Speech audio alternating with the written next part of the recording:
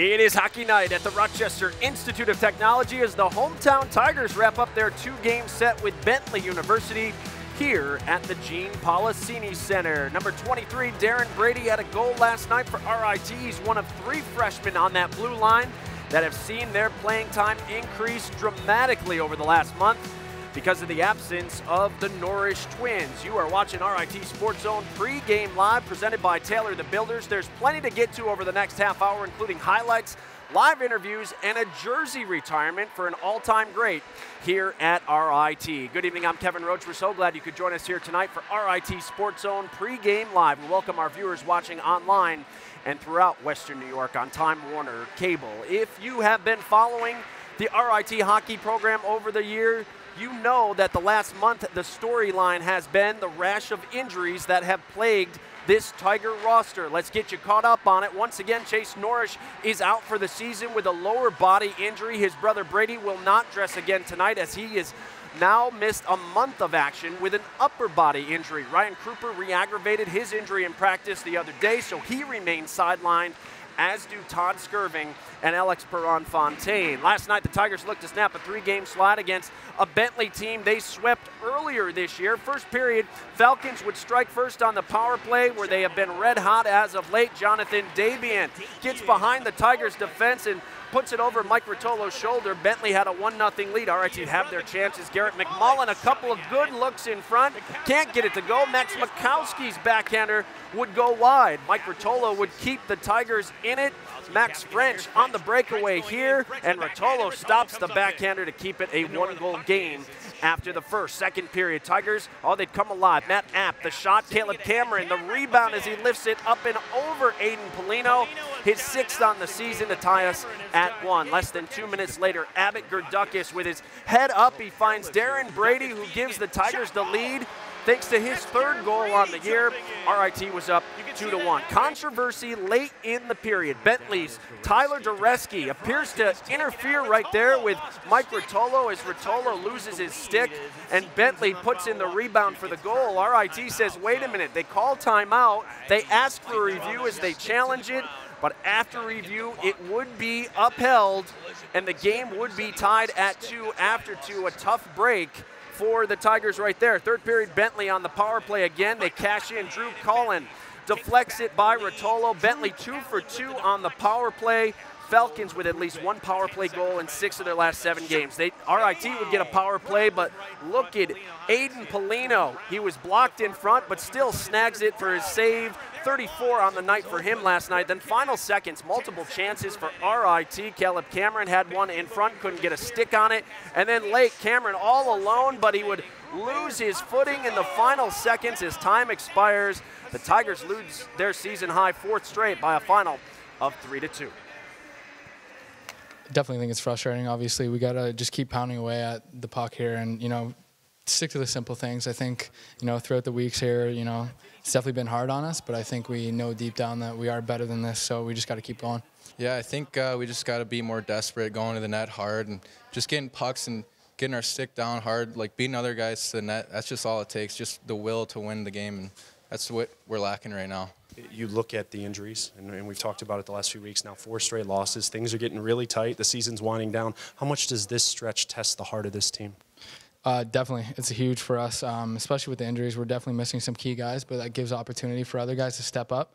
Down the stretch here, if we can just, keep getting, a few wins here and there, I definitely think we're good enough to get some sweeps here. So we just got to, keep pounding away and hope for some wins here. I mean, it's a huge test for us.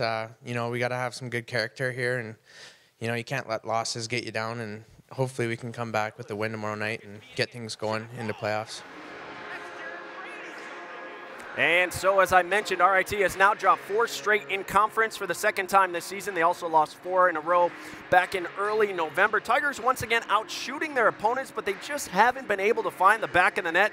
At one point in December during this season, they were among the nation's top offenses, averaging just under 4 goals a game. They have dropped down now and are averaging just under 3 per outing. It has been a tough month in Tiger Nation as RIT has now won just 2 games in their last 7. John DiTullio standing by with the head coach of the Tigers, Wayne Wilson.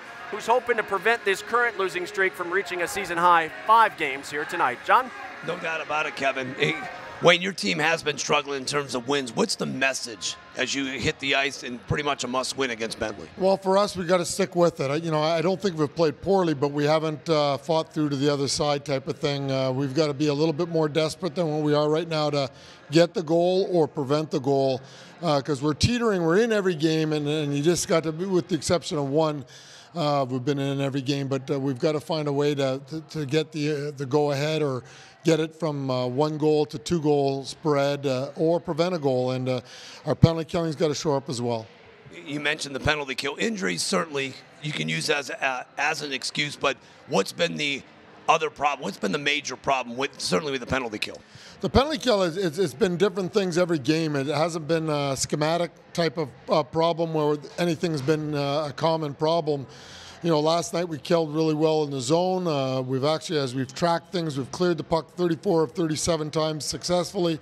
But we give up a long pass and a rush and a wrister to the net that does deflect. And we've got to get some of those bounces ourselves, and you've got to work hard to get bounces. You've got to work hard to win hockey games, and we're knocking on the door, but we're not there yet. So, we've just got to stick with what we're doing and just do it a little bit better than what we're doing, and hopefully get a win out of it. You've kind of had to switch some things, frustrating because of the injuries. You've kind of had some makeshift lines out there? Well, we've had to adjust. I mean, we lost the 2 Norris brothers, obviously, on defense, both all-league players. One was voted the top defenseman in the league. They power anchor our number 1 power play unit.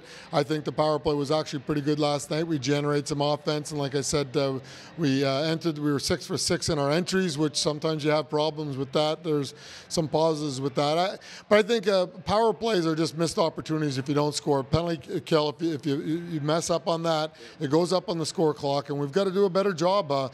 Block shots, find ways to block shots. I think we're getting in lanes, but we're not as desperate to block the shots.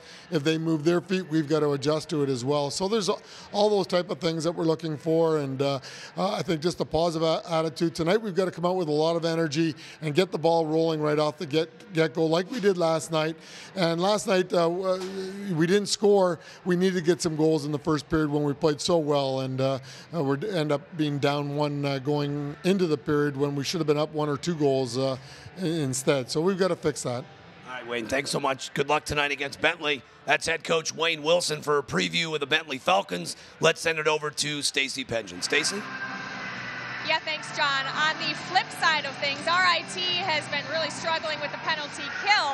I'm joined by Bentley head coach Ryan Soderquist, and you guys have really been thriving on the power play. Last night you scored 2 for 2, and you really have something going here at the Policini. You've won, I think, 3 in a row here at the Policini.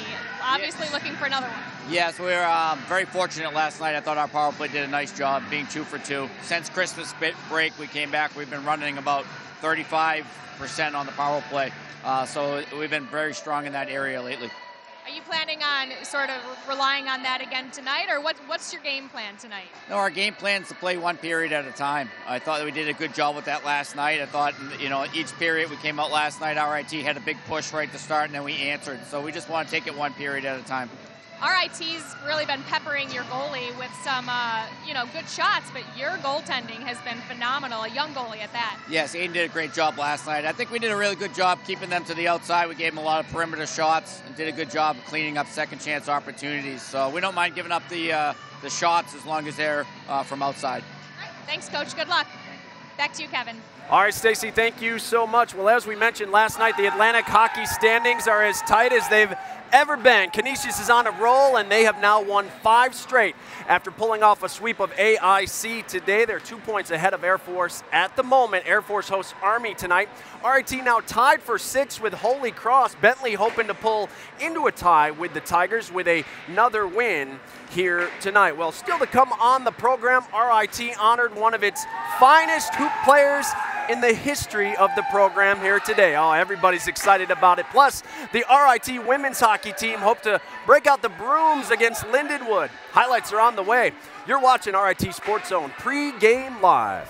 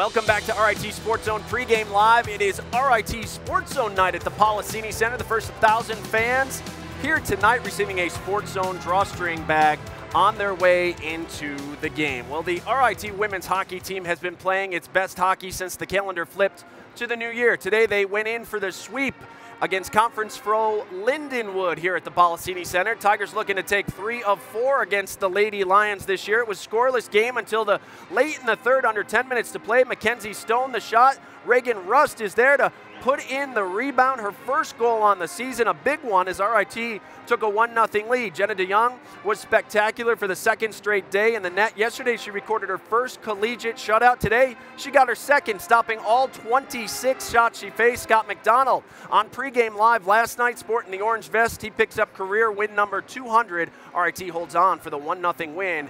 It's definitely got to be the vest for Coach McDonald and the Tigers. So here is how it shakes out in the College Hockey America standings. Robert Morris, who RIT faces in a few weeks, is on top with 22 points, followed by Syracuse. RIT sits in 5th place with 10 points after back-to-back victories. Today, they are on a roll. Good luck to the Tigers the rest of the way. Joined now by Commissioner of College Hockey America and Atlantic Hockey, home to both RIT men's and women's teams, Bob DiGregorio. Bob, thanks so much for joining us here tonight. You make a few visits to Rochester each year. What makes RIT so important to your league?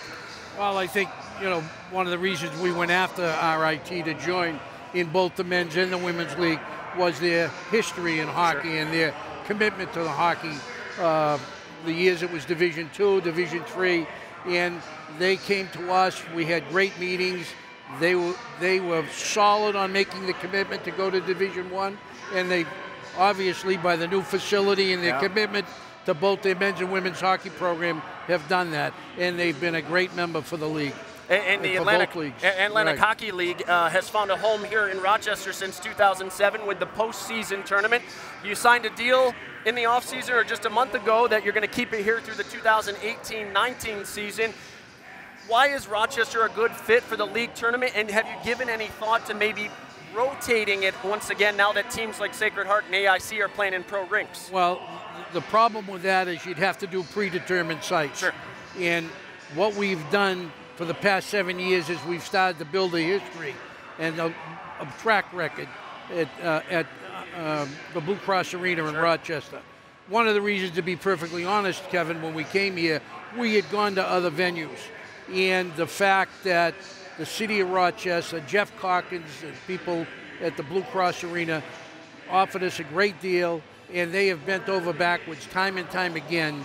The Monroe County Sports Commission, Rich Mackey and Dennis and all the people from there over the years have done a great job for us. The community has reached out and it's gotten bigger, and the tournament is growing. And it doesn't make any difference where we are. People say, well, if RIT isn't in the tournament, then it's going to hurt attendance. Sure. That would be if we had it, as you suggested, at Sacred Heart's new facility and they weren't in it, and we brought in Air Force and 3 other teams, we might have the same problem. But then we would be faced with that every year. What we're trying to do in Rochester is it's Division I college ice hockey. You can see it here every weekend that RIT is home, but to get the whole league playoff championship in Rochester with the winner of that tournament going on to the NCAA is the important, and what we've tried to do is build it into an event with the support of the city, and it's working. And RIT fans love having it here. I know they do, especially if the Tigers get downtown.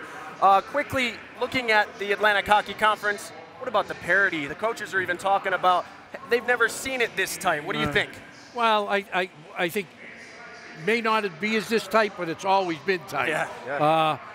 But the parity, I mean, you look at where RIT and Bentley are. Bentley's 2 points away from them. Sure. And they're 4 points away from, getting up into second or third place and having a bye in the first round. So, and you look today, Canisius won, so they've moved into first place by themselves, but Air Force is playing tonight. Right. If they win again or they don't win. So everybody is bunched together, which is good for the league.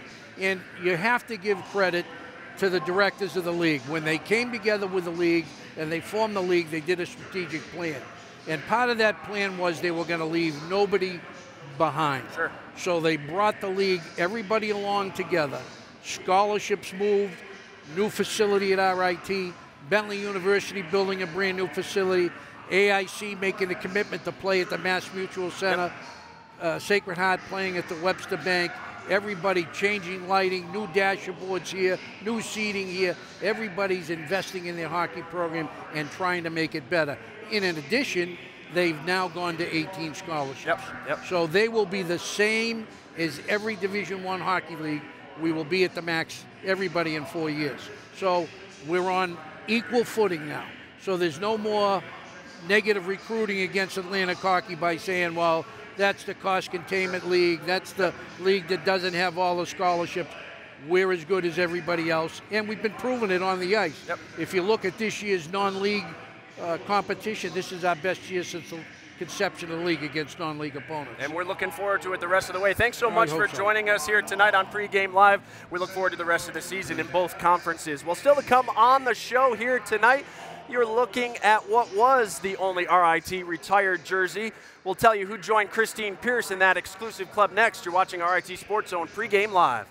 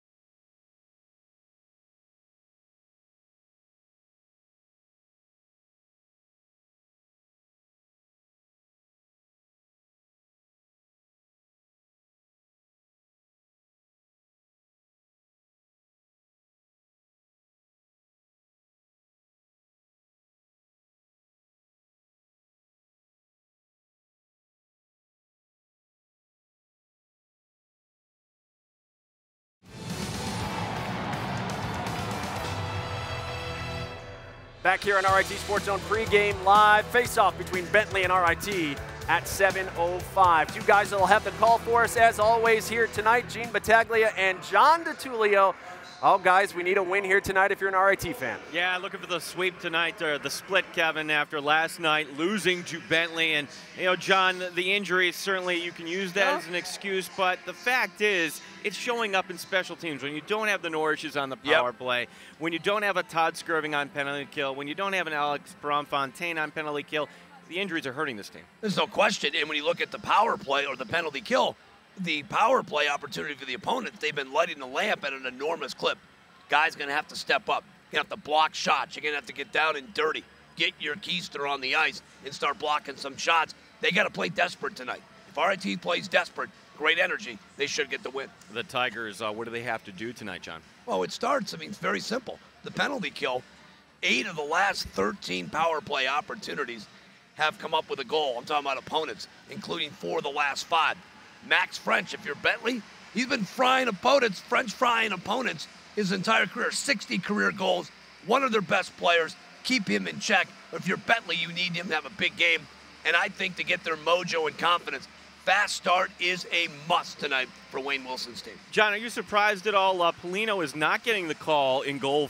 They're going back to Jason Argue for Benton. Wayne was even surprised talking with him. You got to remember, they beat Argue back in October. Beat him bad. I thought the freshman goalie was sensational last night, so that could even give the Tigers a boost, knowing that they solved him already back in late October.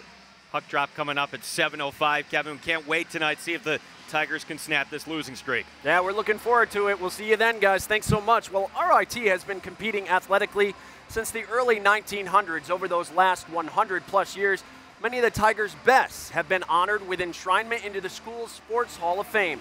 But you might be surprised to know that over that span, only one student-athlete has ever had their jersey retired by the school. That was the case until today. Craig Jones didn't gravitate to the game of basketball until he got to Webster High School.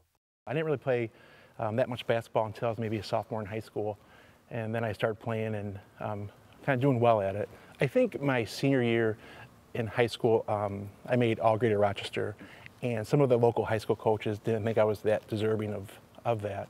So I think that kind of motivated me. But in his first season at RIT, Jones only averaged about 8 points and 6 rebounds a game. The most dramatic improvement I've ever seen in a player here at RIT was between his freshman and sophomore year. And he just got in the gym, he got in the weight room, he played against the very best around here, and he came back as a sophomore, obviously as an All-American. His career took off from there. Jones was a 3-time All-American and earned Division III Player of the Year honors in 1996, en route to becoming RIT's all-time leader in points and rebounds. Did you expect him to have the sort of career that he ended up having here at RIT?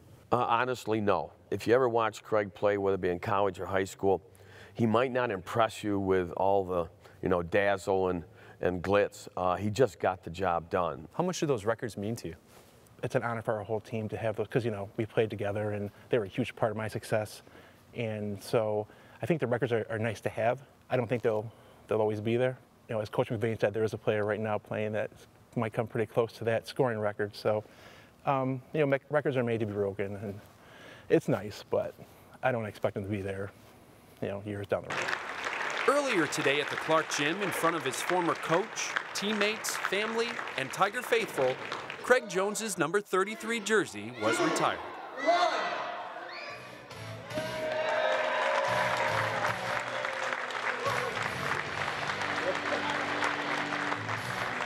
I think it's the most prestigious honor for an athlete to have.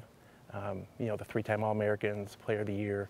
I think it's the most prestigious honor to have for your university to think that much of you, to retire your jersey. To me, to retire someone's jersey, that is really something special. It's not going to happen every year, and it's taken this long to really have someone that I felt and the staff and the committee felt was certainly more than deserving. It's really gratifying to me to see those guys come back. It's hard to believe it's been 20 years with their families, and that's kind of what it's all about. Seeing alumni being successful, and to honor one of our very best and to have those people come back will be a very special day. What's special? As I said, probably the biggest things I miss is college and college basketball, and we were a family, and I just think it's nice that we're all going to get back together again. Oh, great RIT moment right there. Our congratulations to Craig Jones. The Webster native becomes the first RIT male athlete to have his jersey retired. Former RIT women's hockey standout Christine Pierce is the only female to have her jersey retired. Craig Jones, he had quite a career. A 3-time All-American, Division III's Player of the Year in 1996, and he still holds the school's all-time scoring and rebound records now 20 years after he graduated, although somebody's getting close to that scoring record this year. Well, it's been a busy day for RIT athletics, and we're not finished yet. We're getting close to the nightcap as face-off nears between RIT and Bentley. The lights are out, and we're headed back upstairs to John and Jean next. The glow sticks ready to go. This is RIT Sports Zone pregame live.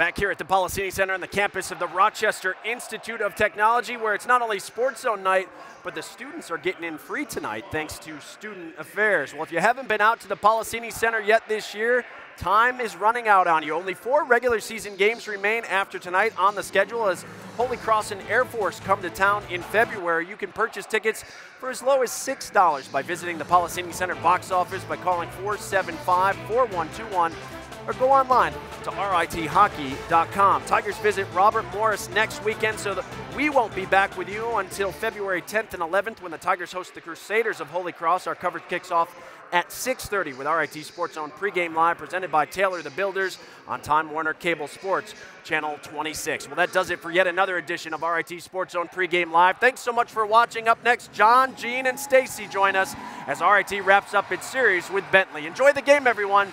RIT Sports Zone Live begins now.